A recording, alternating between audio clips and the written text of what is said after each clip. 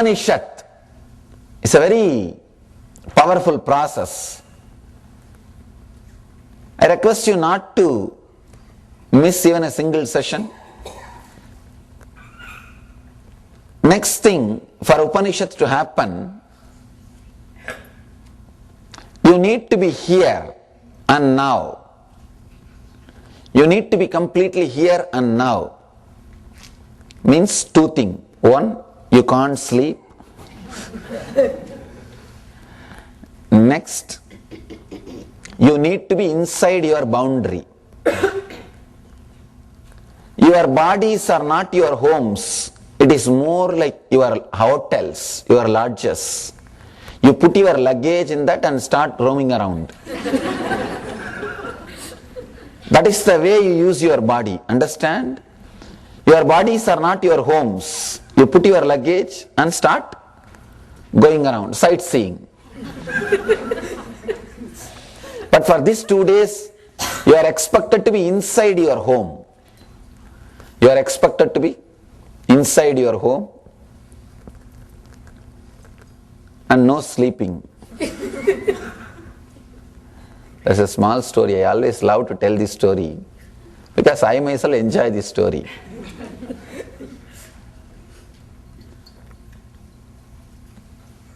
One great preacher, a man who is preaching the name of the God all over the world, and a wild taxi driver, maybe from Chennai or New York or Calcutta. Calcutta is number 1. Maybe Chennai gets number 2, then New York. The other day I read the CNN, I was seeing the CNN, they say that the driving license, some written exam was there. New York drivers were the lowest score. I was surprised. India means they wouldn't have appeared even for exam. In Calcutta or Chennai, you can't even expect them to come for the exam. In Chennai, they may come to receive just the license. In Calcutta, you have to go and deliver the license and come back. Even to give the license, you may have to go to their home.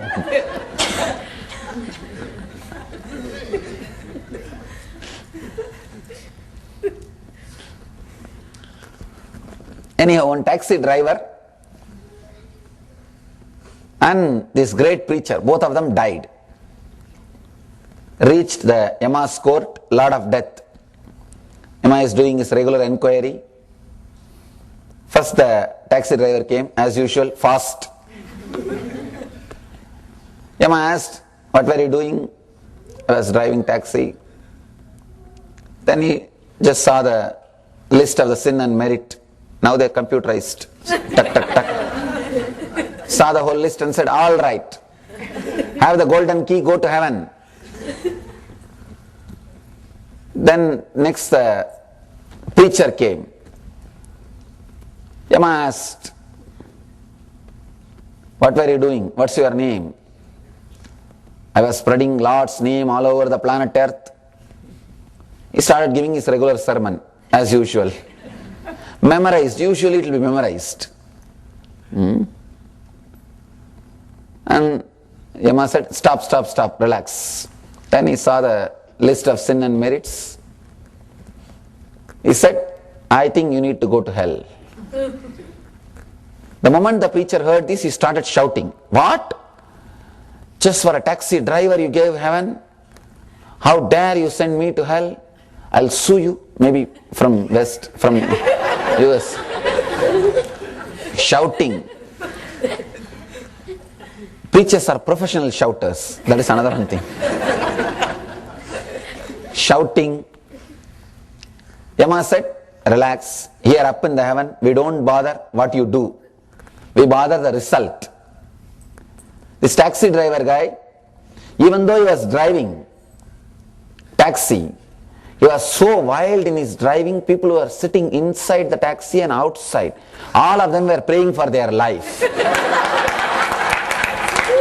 He made so many people theists.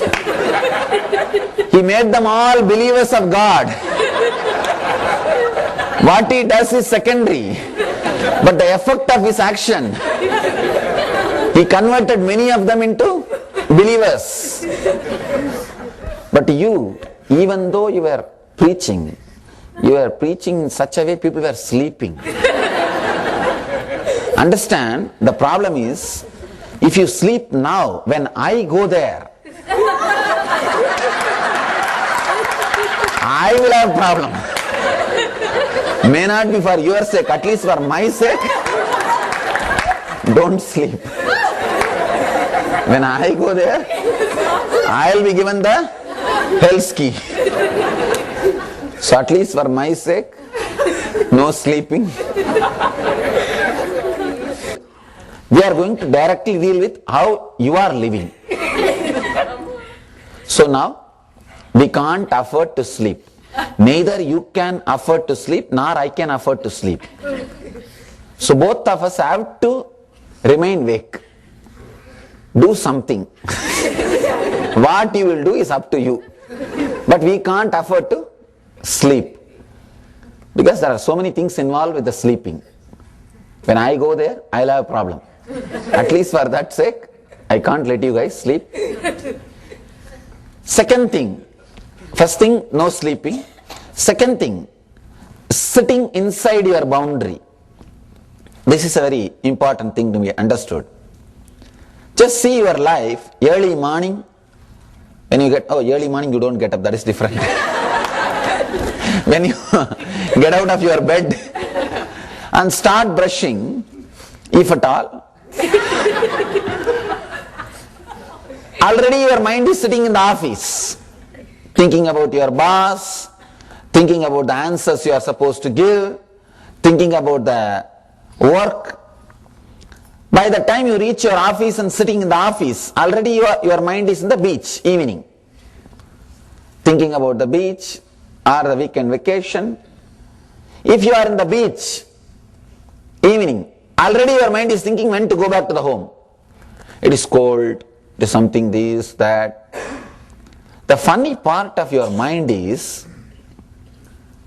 when you see a beautiful scenery in the TV or advertisement, like beautiful beach or beautiful forest or a snow-covered mountain, you always feel you should be there. And if you are there, you will be in ecstasy. That is the idea you get, especially the resort advertisements. And you almost feel, if you are lying in that chair, near that swimming pool, in that beach, you will be in heaven. But when you go there itself, you don't see that experience. Why? What is happening?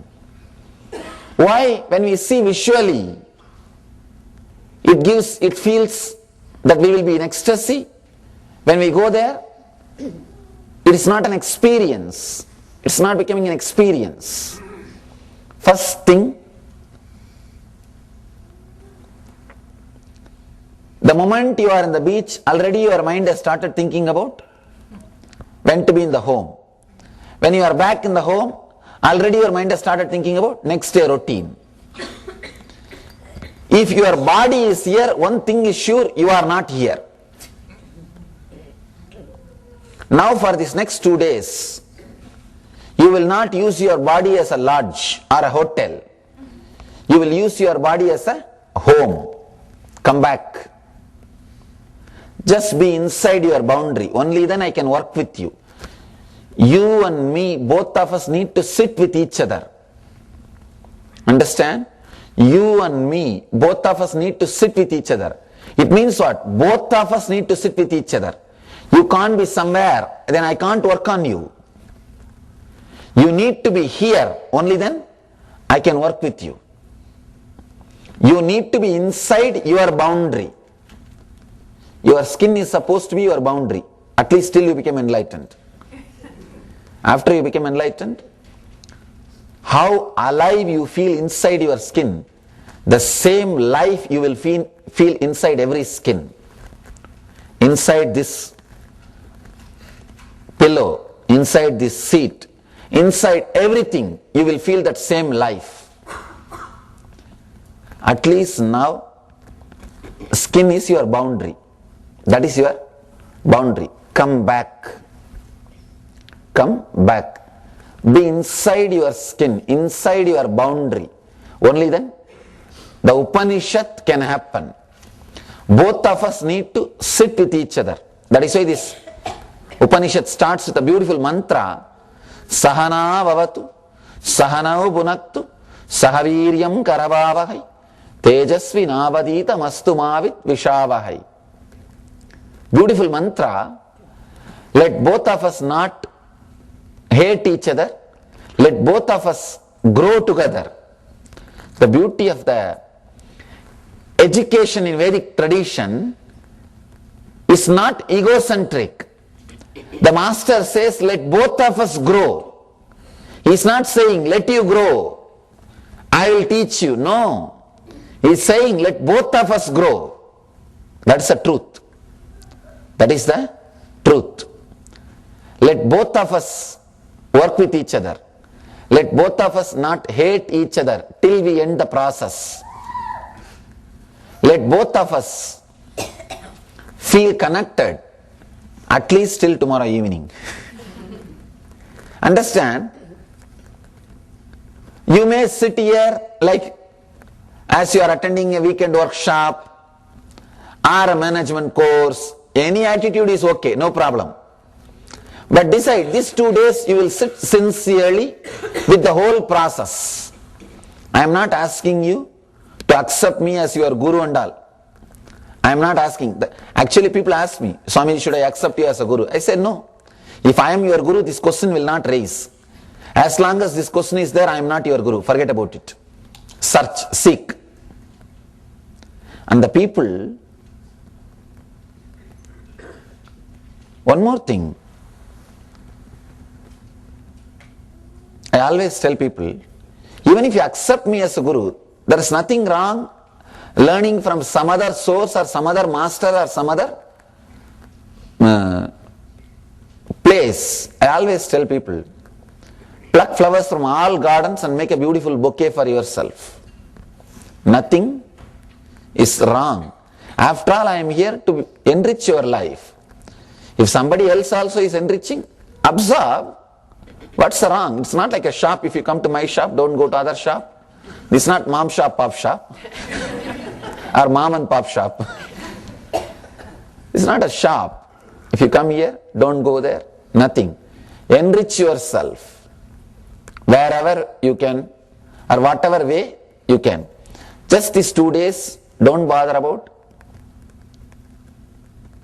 this or that, or with all your internal struggles and unnecessary useless questions. Just sit with a deep, receptive, prayerful mood inside your boundary. The whole process can happen. The whole process can happen.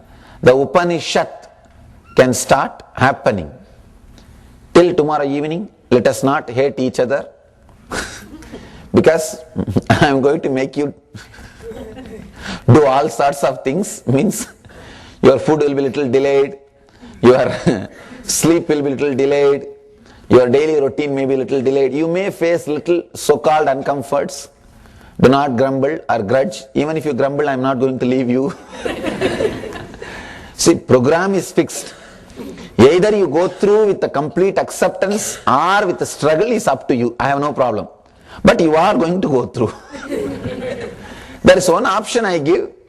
If you go through without struggling, it will be a lot more easy for you. That's all. So let us not hate each other. Let us feel connected to each other. Let us grow together.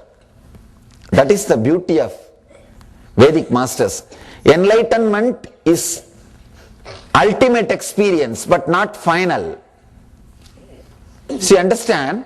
The ultimate happening every moment is enlightenment.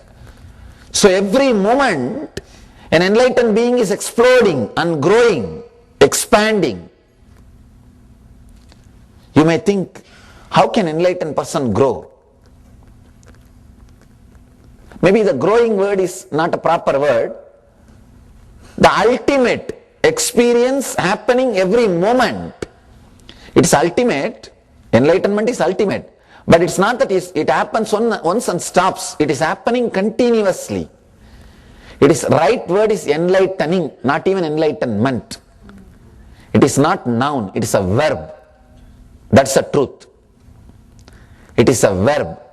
Enlightening continuously. That experience is happening. That is why Master says, let us grow together. Let us grow together. Sahana vavatu. Sahanau bunaktu. Sahaviryam karavavahi. Let both of us grow together.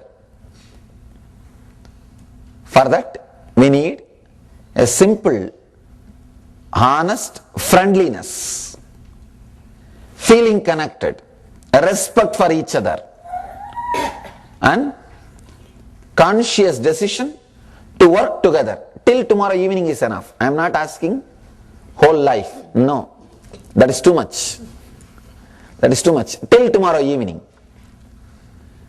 Till tomorrow evening, let us work together and be inside your skin. That's enough. Everything else will simply start happening. The Master's presence is very powerful even if you don't understand. Whether you understand or not, when you sit next to fire, you will have that effect. You will feel that heat.